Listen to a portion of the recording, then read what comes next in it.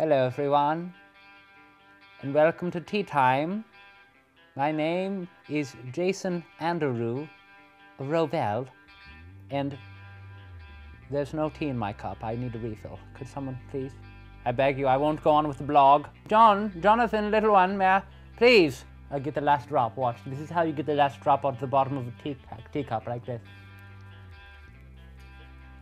So hey family, it's J-Wro here with the Lolo, talking about tea etiquette. I have the tiniest teacup in the world here, still waiting for that tea.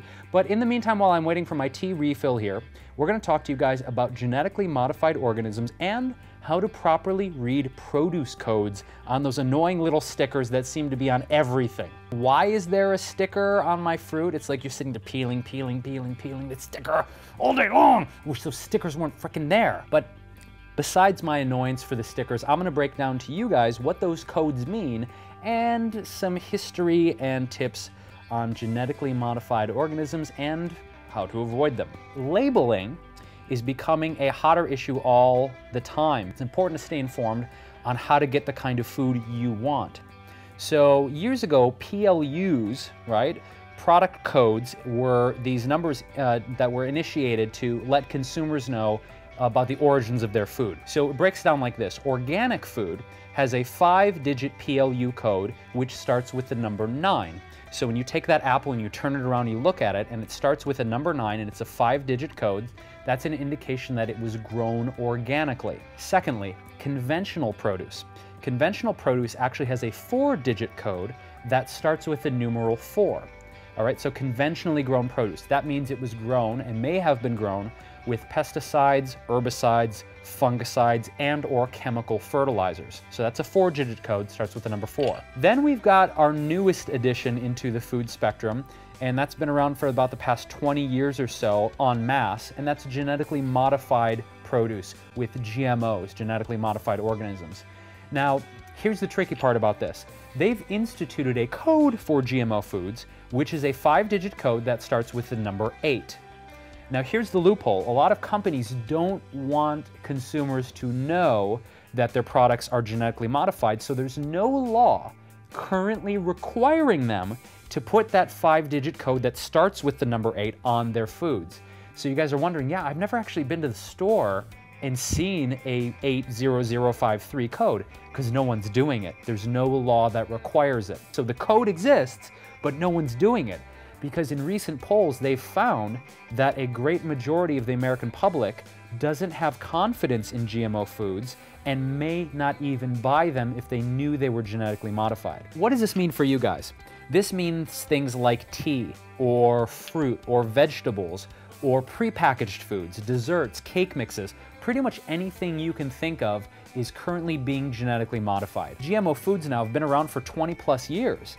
And companies are doing it for a variety of reasons. Like they say it's higher yield, the crops get more flavor, the crops get bigger, they can feed starving people in Ethiopia, and all of that may or may not be true. I'm not here to debate the pros or cons of genetically modified organisms. I just want to inform you guys that there have been some studies done in Europe, of course, because they're a little more progressive in certain ways. Sexuality, fashion, scientific research, cars, motorcycles, uncircumcised people. Anyway, there's a lot of advantages to being European. They've found that there may or may not be some deleterious effects to the genetic code and DNA if you eat genetically modified foods. Since we don't have decades of research on this subject, it's hard to make a conclusive evaluation on this. But based on certain studies I've seen that are based out of Europe, there could be some genetic difficulties passed on to the offspring when you eat too many genetically modified foods. Research smeesearch, right? Do I want scientists and laboratories and mass corporations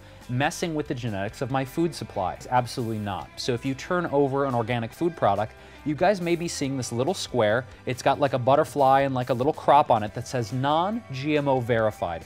So check out that label. It's a certification that companies can get that makes sure that their company's products are 0 GMOs. It's a pretty extensive evaluative process, and I trust that label. So I'm still waiting for my tea. And with that, I just want to let you guys know, in my opinion, I don't currently support genetically modified foods. I think there are other ways of feeding the world and making food more healthy, like avoiding monocropping, having a diverse array of crops, growing your own food, even if it's an herb garden and strawberries. I don't have any room to grow anything. I can't do it. I say to you, that is horse turd. Horse turds. It's 2012. It's time to know where your food is coming from. It's time to educate yourself on the PLU numbers, which I did for you.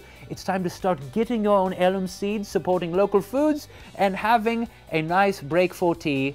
Can I please have some tea, for Christ's sake, people? This is J-Wro with Lolo talking to you guys about GMO, coding, PLUs, and giving you the straight poo-poo. I'm going to get some more tea here at some point, and we'll join you on the next Lolo blog. I'm going to close my legs now. No more free show. Peaches to you.